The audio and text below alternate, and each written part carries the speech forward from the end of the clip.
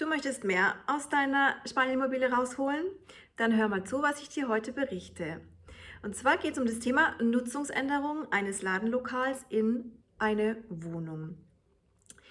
Der Vorteil ist klar, denn ein Ladenlokal ist oft günstig, kann man oft natürlich günstiger erwerben als eine Wohnung.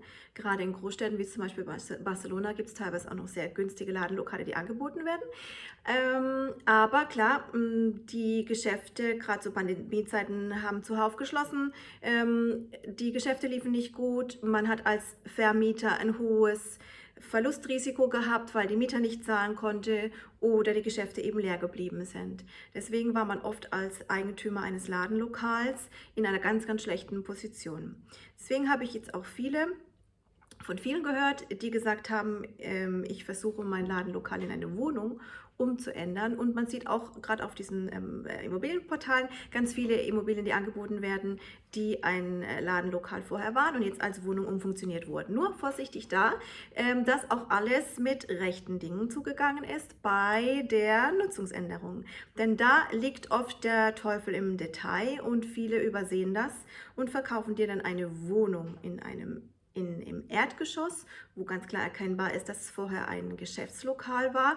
Das hat diese oder diese Nutzungsänderung wurde aber nicht legal gemacht, sodass du später als Eigentümer ein großes Problem haben kannst. Deswegen erkundige dich vorher ganz genau, ob alles ordnungsgemäß gemacht worden ist. Und wenn du selbst Eigentümer eines Ladenlokals bist und über eine Nutzungsänderung nachdenkst, dann möchte ich dir jetzt mal die groben Schritte sagen, die man durchlaufen muss, um diese Nutzungsänderung durchzuführen.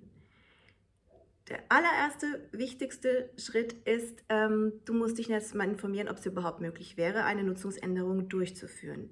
Es gibt verschiedene Kriterien, die man abarbeiten muss. Das wird jetzt den Rahmen hier sprengen, aber zum Beispiel grundsätzlich schon mal die Deckenhöhe des Geschäftslokals, das ebenerdig sein muss, also im Erdgeschoss sein muss mindestens 2,50 Meter hoch sein.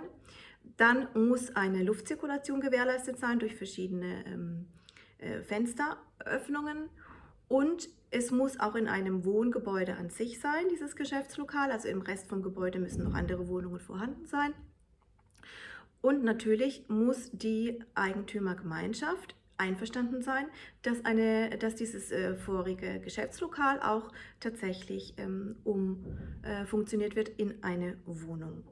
Dann ist es am allerbesten, wenn du eine Immobilie oder ein Geschäftslokal gesehen hast, das dich interessieren würde, wäre es am allerbesten gleich mit einem Architekten, der darauf spezialisiert ist, hinzugehen. Das kostet nicht viel am Anfang, das kann seinen ersten Blick schon mal drauf werfen und schon mal eine erste Durchführbarkeit prüfen, ob es überhaupt möglich ist oder nicht, rein vom Aufbau und von der Statik und von dem Gebäude an sich. Das ist schon mal der erste Schritt, der hilfreich ist. Und wenn der zu dem Schluss kommt, dass es machbar ist, dann müsste der ein Projekt erstellen. Man muss zur Gemeinde gehen und muss dort einen Bauantrag stellen, muss um Genehmigung bitten und muss über den Architekten das Projekt einreichen lassen.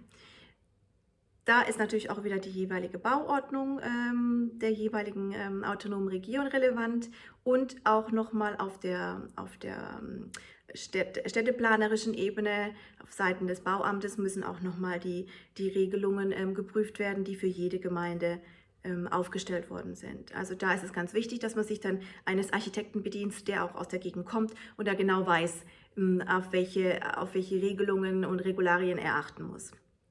Hat man also diese ersten beiden sehr wichtigen Schritte überwunden und diese Hürden überwunden, sind meistens leider Hürden, aber nicht überwindbar, wie gesagt, ganz wichtig, hat man die auf jeden Fall durchlaufen und ist zum Ergebnis gekommen, es ist machbar und es ist durchführbar. Dann geht es darum, die entsprechenden Renovierungsarbeiten durchzuführen und das eben bewohnbar zu machen, dieses ehemalige Geschäftslokal, damit es zu einer Wohnung umfunktioniert werden kann.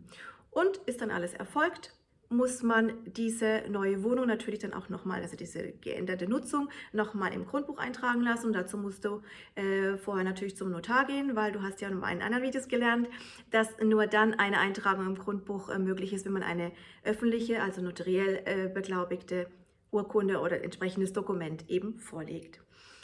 So im Schnelldurchlauf die wichtigsten groben Schritte, die man durchlaufen muss, um eine Nutzungsänderung herbeizuführen.